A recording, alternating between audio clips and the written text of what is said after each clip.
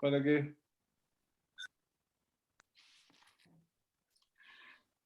Bueno, muy buenas tardes. Vamos a partir con una nueva sesión de nuestro diálogo en comunidad, esta vez con Claudio Troncoso, que además es el presidente de la Comisión Constitucional de la Democracia Cristiana, así que nos interesa mucho escuchar sus reflexiones y darles una cordial bienvenida a todos y darle la palabra a nuestra presidenta del directorio del Centro de Democracia y Comunidad, Marigen Horn, con quien va a dar inicio a esta conversación. Un gran abrazo, Marigen.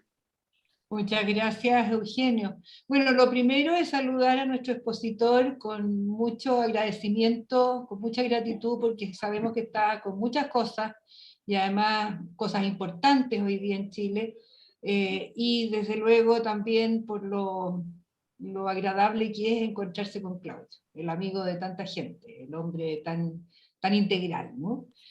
Muy parecido a otros que quiero también saludar, y desde luego la primera es nuestra presidenta nacional de la Democracia Cristiana, que también tiene de estas dos facetas, así como muchos otros que hoy día están presentes. Agradecer en la imagen también de Alfredo Peche, que es nuestro cardenal principal, ¿no es cierto?, quien dirige al grupo de los cardenales. Veo a Patricio Leiva, a Braulio Contador, bueno, a Alex Absolomovich también, que forma parte de lo que es nuestros socios fundadores en el Centro de Estudios, y todos quienes se van sumando hoy día. De verdad estamos muy agradecidos, Claudio, de contar con tu tiempo, con tu reflexión, y yo diría con tu porfiada vocación de servicio que conozco desde hace tantos años. Él contaba justamente que nos habíamos visto la primera vez cuando él era un jovencito postulante a una beca a Alemania para ir a hacer sus estudios de doctorado y especialización justamente en Derecho Internacional en la Universidad de Heidelberg, y yo trabajaba en la fundación. Por eso es largo tal vez explicitar quién es Claudio Troncoso, pero muy brevemente, ¿no? Él hace sus estudios de pregrado primero en la Universidad de Chile, y luego en Derecho Internacional su posgrado en la Universidad de Heidelberg, en Alemania. Hoy día, digamos, participa como abogado y profesor de Derecho Internacional tanto en la Universidad de Chile como en el Instituto, el Instituto Heidelberg Center para Latinoamérica. Y tiene una larga trayectoria en lo profesional. Claudio partió siendo muy joven en la Fiscalía Nacional de Quiebras, ya hace bastantes años. Luego nos encontramos con una gesta heroica en el Ministerio de Justicia, cuando él tuvo un rol destacadísimo y muy importante en lo que fue la gran reforma del sistema procesal penal y otras materias que se fueron viendo también en esa época. Y luego él asume en la Cancillería una labor primero como abogado del área de Relaciones Internacionales, asesor jurídico de la División Jurídica de la Cancillería, pero también luego es director justamente de la División Jurídica, en donde nos volvimos a encontrar cuando yo era embajadora y él me orientaba en materias complejas. No voy a decir más porque creo que ya la vida está desarrollando una gran cantidad de cosas, pero yo diría que hay una cosa que es muy central y que me consta y lo he visto, que sin ser un constituyente, digamos, no se presentó tampoco a la elección, pero él ha tenido un rol muy destacado, muy permanente, muy acucioso en el seguimiento de lo que va sucediendo justamente con nuestro proceso constituyente. Y desde luego en su función, como decía bien nuestro director ejecutivo, él hoy día preside también la Comisión Constitucional de la Democracia Cristiana. Entonces, nos interesa que nos cuentes en qué va este momento tan dinámico por lo demás. Hay muchos temas que no es posible conocerlos si no tenemos la posibilidad de contar con expertos y con personas generosas que nos puedan relatar no solo el cómo se van dando las cosas, sino que abrirnos la mirada desde una perspectiva jurídica, una perspectiva técnica y también política, de cómo se va dando este proceso que nos interesa tanto para contar efectivamente con una constitución democrática, participativa, y que de verdad sirva como para construir ese mundo que estamos permanentemente construyendo y hoy día en momentos tan complejos. Así que Dicho esto, solo reiterar la gratitud a Claudio y darte el micrófono para que tú decidas lo cortito o lo posible de más larguito que pueda hacer hoy día, dado que después hay una celebración deportiva, entiendo, ¿no? Gracias, Claudio, y quedamos a tu disposición. Muchas gracias, Marigen. ¿Se escucha? Perfecto. Ya. Bueno, primero agradecer la invitación del Centro de Democracia y Comunidad y la presencia de todos ustedes, partiendo por nuestra presidenta nacional, Carmen Frey, y todos quienes están asistiendo. Gracias por la presentación, Marigen. Yo creo que voy a tratar de hacer una primera aproximación al tema relativamente breve. Hablo no más allá de 20 minutos, con el objeto de motivar el debate, ¿ah? y poder escucharlos a ustedes, y tal vez en una segunda ronda podemos profundizar algunos temas con mayor detención, entendiendo también que muchos de acá somos hinchas de fútbol, y a las 20:30 juega Chile con Brasil y se juega su clasificación a Qatar, digamos, y eso lo tengo muy presente. De manera tal de que trataremos de estar dentro de los tiempos. Bueno, voy a comenzar básicamente con una introducción muy breve respecto a los antecedentes de la Convención Constitucional. Solamente afirmando que el compromiso, y esto a veces no se dice, o a veces se dice con no tanto énfasis, y yo siempre lo coloco en mis exposiciones. El compromiso de la democracia cristiana con la nueva Constitución ha sido permanente, ¿eh? Desde que del golpe militar, ¿no es cierto?, de 1973, en que se echó abajo la Constitución de 1925, hay una serie de hechos que confirman, ¿no es cierto?, el compromiso permanente de la democracia cristiana con una nueva Constitución para Chile. Los voy a colocar en un listado, ustedes saben de qué estoy hablando. El Grupo Los 24. ¿eh? Claramente un primer intento muy valiente y sistemático en ese momento de crear bases de la nueva Constitución en absoluta disidencia al régimen militar en esa época. En segundo lugar, cronológicamente lo estoy colocando, el discurso de nuestro querido expresidente Eduardo Frei Montalva en el Teatro Caupolicán, en donde llamó a una solución democrática para la vuelta a la democracia que pasaba por convocar a una asamblea constituyente. En tercer lugar, el camino que se fue delineando para la vuelta a la democracia, que pasó por una cuestión muy importante y que era ineludible en ese momento, que fue a la altura de 1984-85, aceptar la Constitución del 80 como un hecho, jamás la legitimidad de la Constitución del 80, sino como un hecho para poder desde dentro hacer las reformas que permitieran volver a la democracia.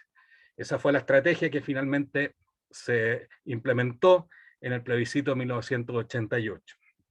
Luego hacer una mención de que la Constitución original de Pinochet fue modificada muchísimas veces, a partir del año 89 en adelante, pero jamás la democracia cristiana abandonó, a través de las reformas sucesivas que se hicieron, que fueron muy importantes para la democratización del país, jamás abandonó el anhelo de una nueva constitución. Y esto ustedes, cada uno lo podemos tener claramente presente, porque en el programa de gobierno de Eduardo Frei Ruiz-Tagle, para el año 2009, ya se presentó la idea de que era necesario en Chile avanzar hacia una nueva constitución, lo que fue desarrollado a su vez en el programa de Michelle Bachelet el 2013, que fue el último gobierno del cual nosotros formamos parte, y allí, ¿no es cierto?, partió este proceso constituyente con los cabildos, en fin, y todo lo que nosotros conocemos, y que culminó pocos días antes de la entrega del mando, digamos, al entonces presidente Piñera, elegido el año 2017, con la presentación de un proyecto de reforma, no de reforma, sino de nueva constitución. Bueno, ese proyecto de nueva constitución lo engaveta completamente Piñera. Hay todavía circulando por la red un discurso que hizo Chadwick, ministro del Interior a la sazón, a los empresarios, diciendo que eso iba a quedar archivado. Y con una ceguera absoluta, digamos, quisieron detener la historia, digamos. Y esto finalmente explota. explota naturalmente el estallido social del 18 de octubre de 2019 y lo que pasa a partir de allí, que, ¿no es cierto?, finalmente las grandes movilizaciones, 1,5 millones de personas el 25 de octubre y todas las grandes movilizaciones a través de Chile, digamos, que culmina finalmente con el acuerdo por la paz y la nueva constitución el 15 de noviembre. Ahí se parte el proceso en que estamos viviendo, ¿no es cierto? Nosotros fuimos actores importantes de la campaña del apruebo. Pensábamos que esa crisis social y crisis política, de legitimidad del sistema, debía ser abordado muy, digamos, enfáticamente con la posibilidad de establecer un nuevo pacto político-social a través de una nueva constitución, que además pudiera encauzar la crisis, digamos. Nosotros fuimos parte de eso, de ese proceso, de apoyar ese proceso, ¿ya? En ese sentido, algo voy a contarles muy breve, para no extenderme, del trabajo que hemos desarrollado en la Comisión Constitucional de la Democracia Cristiana.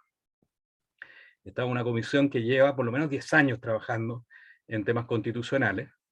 Fue instalada en el año 2011, cuando estaba Ignacio Walker, de presidente del nacional del partido, y continuó su trabajo a través de las distintas mesas y directivas del partido en adelante, y fue produciendo documentos. El primer documento se produjo el año 2016, que también fue un documento muy sustantivo de propuestas de fondo en materia constitucional.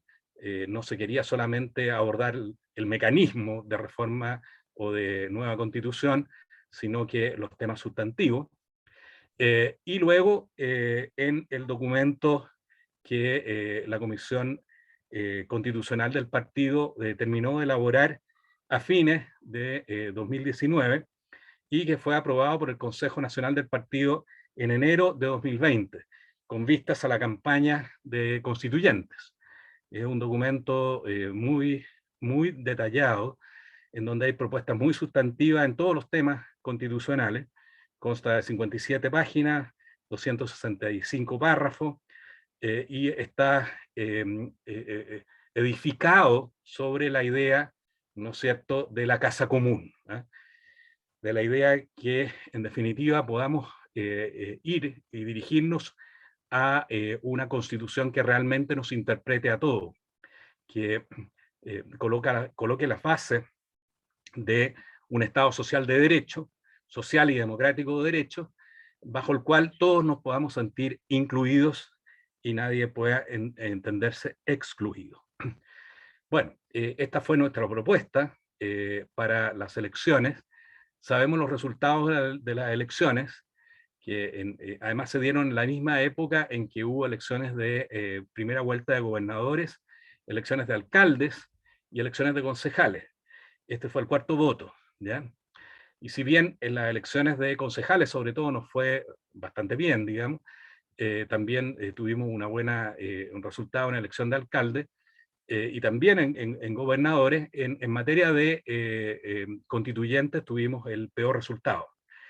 O sea, llevábamos muy buenos nombres, sin embargo, allí hubo un problema, en definitiva, de poder orientar tal vez la campaña o la forma como, en definitiva, podían ser vistos nuestros candidatos o fueron recibidos. Uno puede hacer demasiadas, digamos, conjeturas al respecto, pero el resultado concreto es que, en definitiva, de los 155 convencionales, elegimos a uno de 155, ¿ya? Había otro convencional que fue elegido bajo las banderas de la democracia cristiana, que al poco tiempo de ingresar como convencional, por la cercanía personal y académica que tenía con otras convencionales del Frente Amplio, se fue hacia el Frente Amplio, digamos. En la práctica no ha sido un convencional que haya trabajado ningún tema vinculado a la democracia cristiana, de manera tal de nosotros tenemos un solo convencional. Con todo eso, a través de ese convencional, que es, ustedes saben, el exdiputado y expresidente de la democracia cristiana fue Chain, hemos tratado de influir lo máximo posible y hemos logrado algunas cosas. Ahora, instalada la convención, recuerden ustedes, ya me estoy situando hace algunos meses atrás, el 4 de julio del año pasado, que se instaló la convención. Al instalarse la convención se dio en un ambiente también bastante complejo, porque recuerden ustedes que hubo manifestaciones en las calles, hubo disturbios, y salieron varios convencionales a, en fin, intervenir en esos encuentros entre la policía y los manifestantes, y por algún momento incluso se pensó que podía quedar en peligro la constitución de la convención ese mismo día. Y fue fundamentalmente gracias a el temple, diría yo, y fue reconocido por todos, digamos, de la secretaria abogado del Tribunal Calificador de Elecciones, que pudo finalmente constituirse la convención y que prestaran juramento los convencionales y se pudiera elegir a la primera mesa, que fue la presidida por Elisa Loncón y por Jaime Baza. Bueno, instalados ellos, comenzó toda la primera parte que demoró bastante tiempo. Recordemos que la convención solamente tiene 12 meses para trabajar.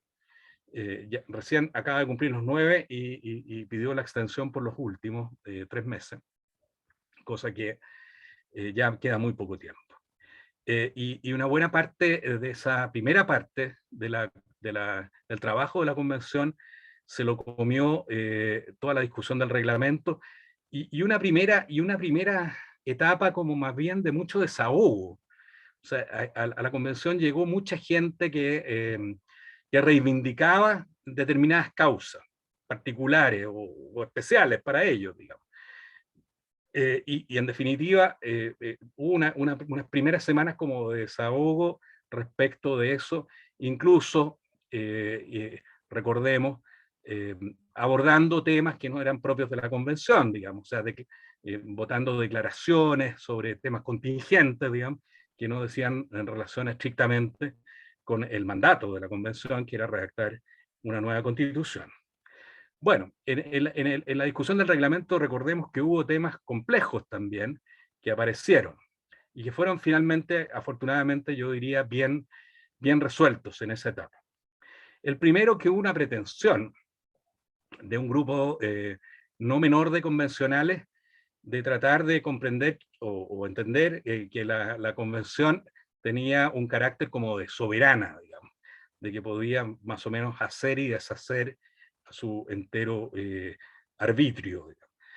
Yo creo que eso se fue diluyendo y finalmente se fue generando un mayor respeto entre este poder que se llama constituyente, o lo han llamado constituyente, pero que en realidad es un poder de elaboración de una propuesta de nueva constitución, y los poderes constituidos en nuestro país, ¿ya?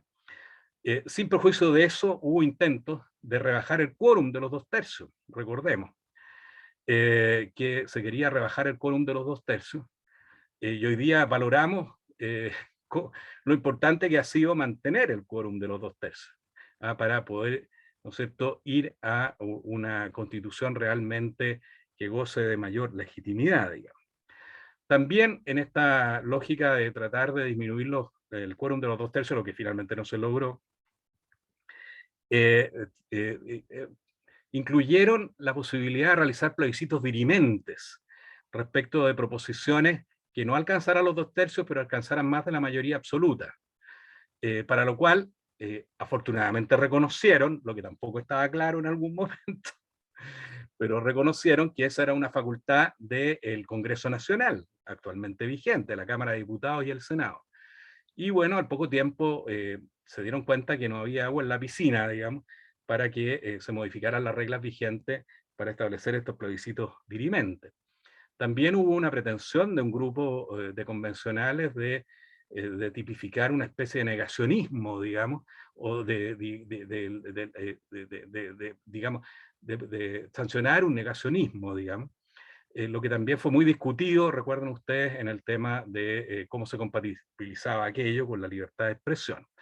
Bueno, a pesar de toda esa discusión, porque todas las discusiones en la convención han sido bastante, digamos, con todos estos elementos, con bastante polvareda encima, digamos, finalmente se llegó a un reglamento bastante razonable que ha podido darle cauce al proceso de elaboración de las normas constitucionales. Ahora bien, este tema también se ha, y es uno de los grandes problemas que tiene este proceso, se ha encontrado, digamos, con plazos muy acotados, ¿ya? Porque la discusión de fondo, la verdad es que se inició el 1 de febrero.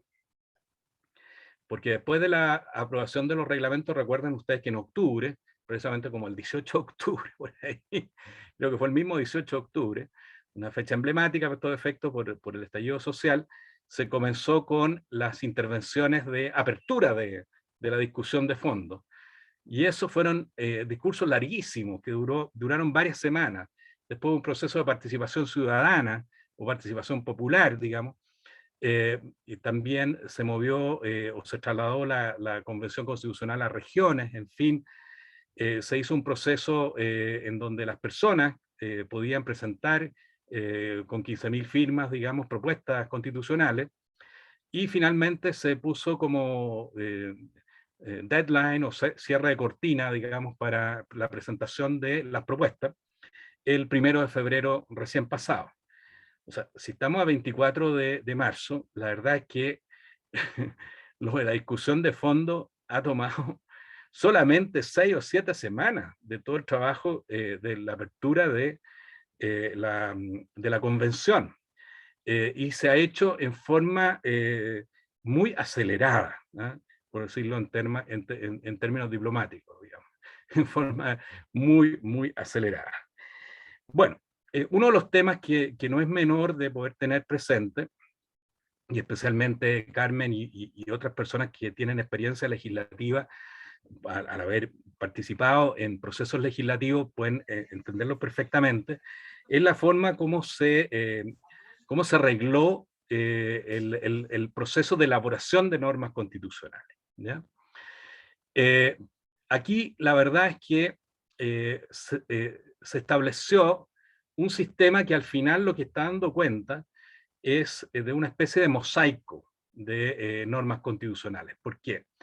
Porque en vez de exigir, por ejemplo, que podría haber sido una propuesta, que un grupo de convencionales presentara un proyecto completo de nueva constitución, de manera tal de que se enfrentaran 4, 5, 6 proyectos de nueva constitución, pero en una lógica interna, digamos, de relación entre sus normas, lo que ocurrió es que cada grupo de convencionales, tenían que ser 8 al menos, presentó o presentara iniciativas específicas, ¿ya?, respecto de cada uno de los temas que se estaban discutiendo en las comisiones.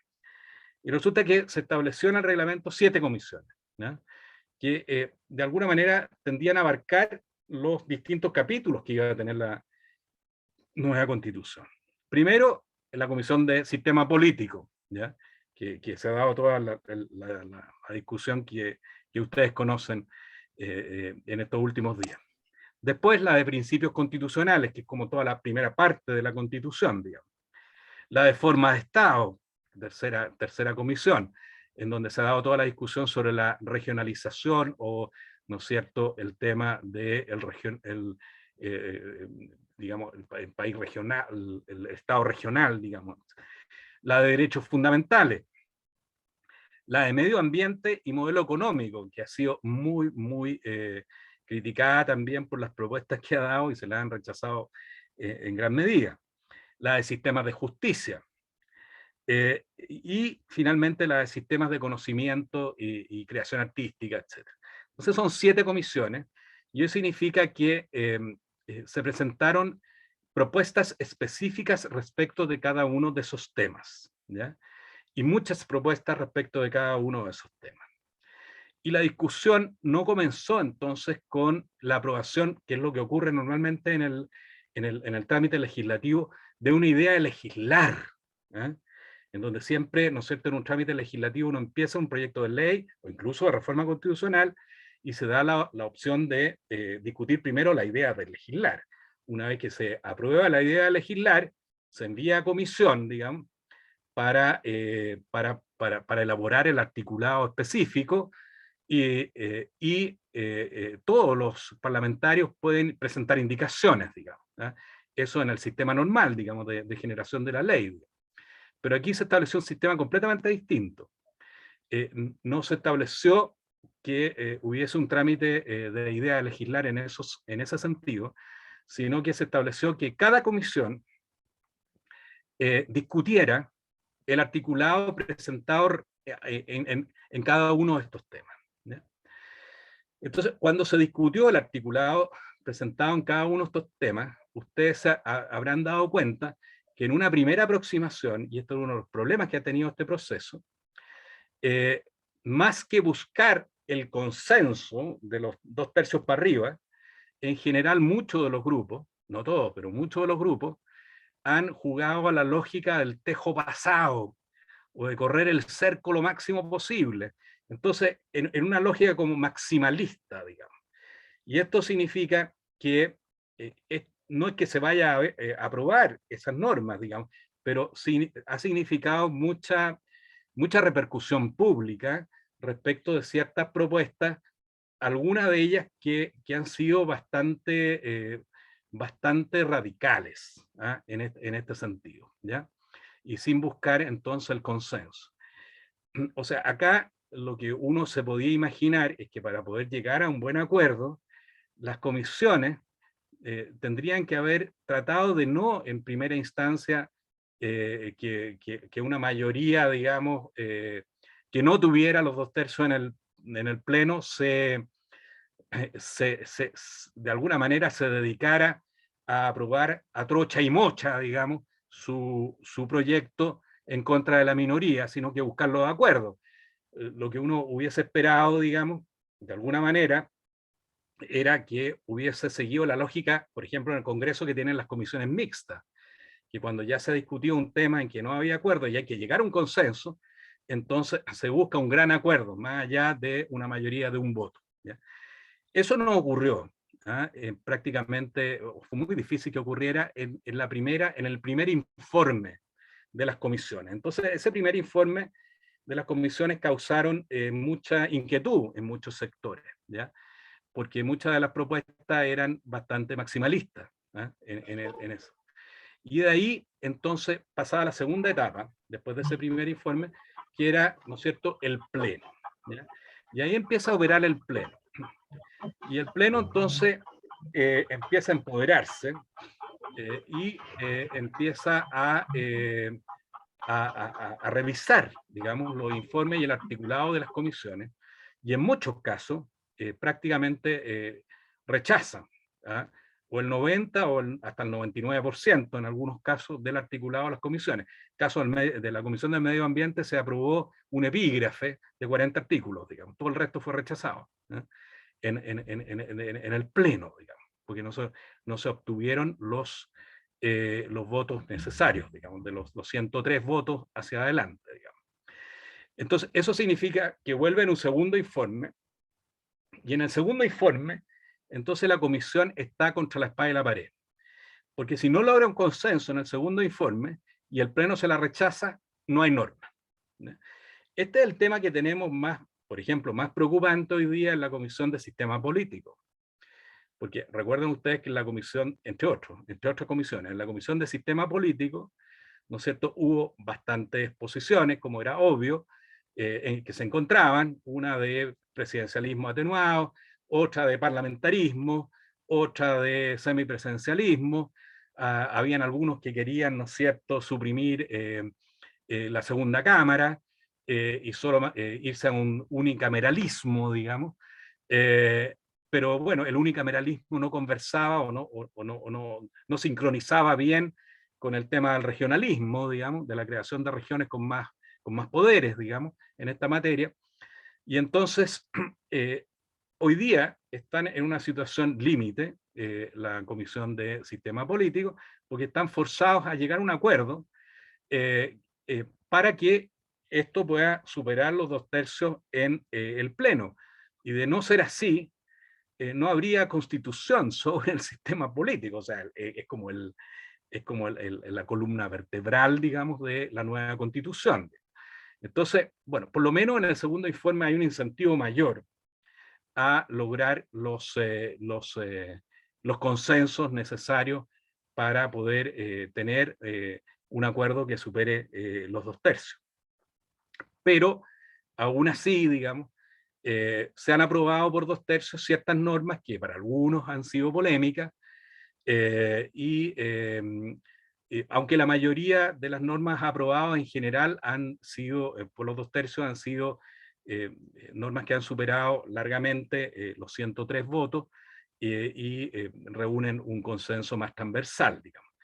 Dentro de los temas todavía polémicos, digamos, y que habría que ver cómo van a evolucionar en el tiempo, es fundamentalmente el tema identitario, en donde hay una pretensión de muchos grupos muy reivindicativa todavía, para que aparezca en la Constitución, fundamentalmente los temas indígenas, digamos, no solamente el reconocimiento de los derechos de los pueblos indígenas, que obviamente era un punto central en cualquier discusión constitucional, sino que hay una cierta pretensión de colocar el tema indígena en distintos ámbitos, digamos, más variados del texto de la nueva Constitución, digamos.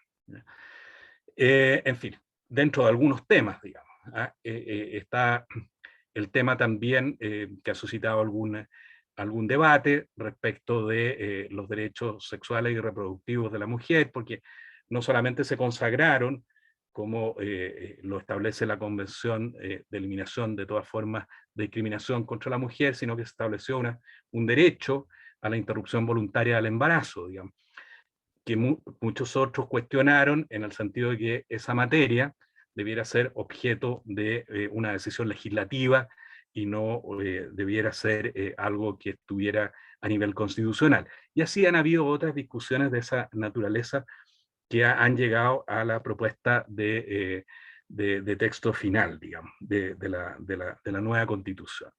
Pero hay muchas otras materias muy discutidas y muy polémicas que han sido rechazadas por el Pleno, ¿ya?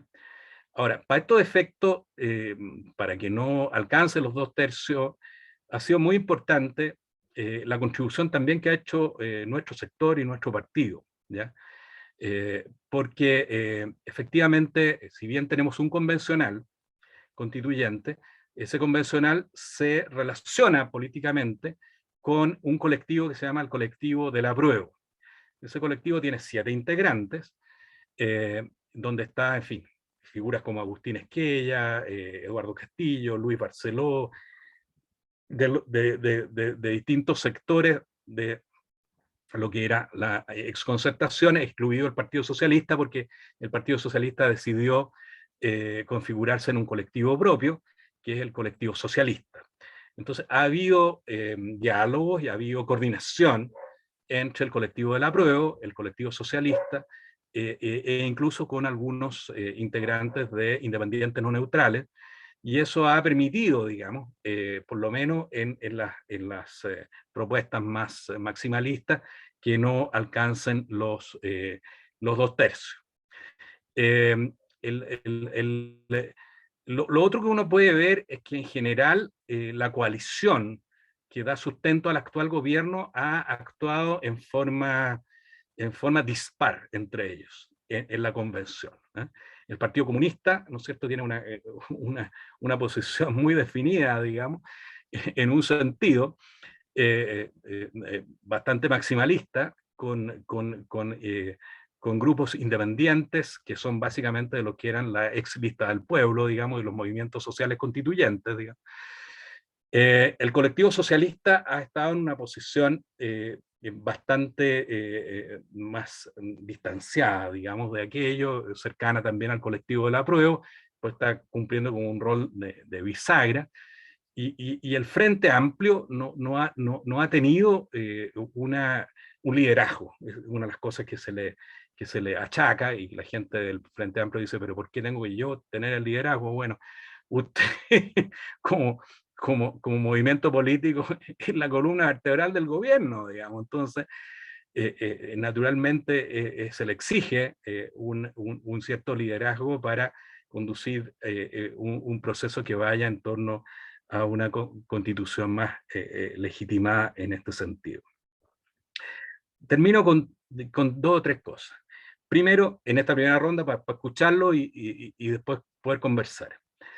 Primero, creo que ha habido una cierta concepción demasiado amplia de la autonomía de la convención. O sea, se dice que la convención es autónoma, entonces como que nadie se puede meter y nadie puede influir en la convención. Yo creo que eso hay una mala interpretación de lo que significa la autonomía, ¿ya? Obviamente que todos los órganos, digamos, del Estado, entre ellos la Convención Constitucional, tienen su potestad y no van a reconocer, digamos, que les dicten los artículos o se inmiscuyan en sus funciones, digamos, privativas. Pero eso no impide para nada el actuar de los movimientos políticos. Ni tampoco debiera impedir el actuar del gobierno, ¿eh? Y en esto hay un tema que ha sido complejo, digamos, porque asilándose en la autonomía de la convención, en general, las autoridades del gobierno actual han dicho, bueno, esto es un tema de la convención, no podemos intervenir. Pero la verdad es que el gobierno no es solamente un gobierno que dirige, digamos, el Poder Ejecutivo, sino que el presidente es también el líder de la coalición que lo sustenta. Y como líder de la coalición que lo sustenta, debiera tener alguna opinión respecto de la actuación de su coalición dentro de la convención. Sobre todo porque el resultado del plebiscito no le va a ser indiferente a nadie, ni menos a este gobierno, digamos. Entonces yo creo que ha habido una exagerada extensión del concepto de autonomía, ¿eh? Y por el contrario, los movimientos políticos, en fin, como nosotros, o como, en fin, cualquier movimiento político tiene pleno derecho a opinar sobre lo que está ocurriendo en la convención, incluso a proponer, digamos, caminos alternativos, etcétera, si ve, ¿no es cierto?, que es necesario tener una posición que pueda encauzar esto en un sentido positivo y no negativo, digamos. Los escenarios posibles, y con esto voy terminando, que personalmente yo he visto en esto, para el 4 de julio son prácticamente 3, digamos.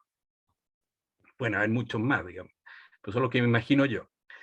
Que en definitiva lleguemos a un borrador de la convención magnífico. O sea, tener un texto constitucional, digamos, propuesto que realmente sea de primera, digamos, y no tenga ninguna dificultad, digamos, en donde uno llamaría a aprobarlo con entusiasmo. Una segunda alternativa es tener un texto constitucional que algunos hemos llamado que salga con ciertos lunares o deformidades, digamos, ciertos problemas, pero que no sean estructurales estos problemas.